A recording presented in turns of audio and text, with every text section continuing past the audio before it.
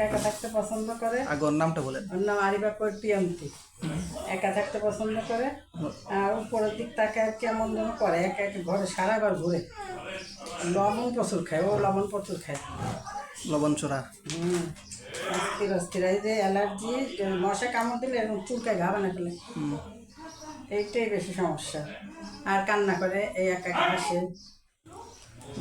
আপনারা যে ডাক্তার দেখাচ্ছেন বিগত দিনে, ওর কি সমস্যা বলছিল? বলছে যে এই মাথার পিছনে একটা খিঁচুনি হয়।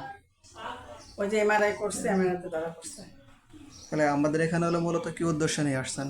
এই যে এটার জন্য আসছি। আর অনেকে বলছে জিন ওর গাড়ি, জিন এই যে উপরে তাকাই করে, মনে মনে জিন ওর উপরে দোষ আছে এইসব।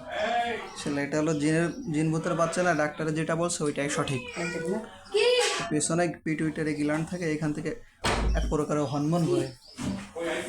ওই হরমোনের মধ্যে যদি উল্টো পাল্টা হয় তখন অনেক রকম সিমটম করে।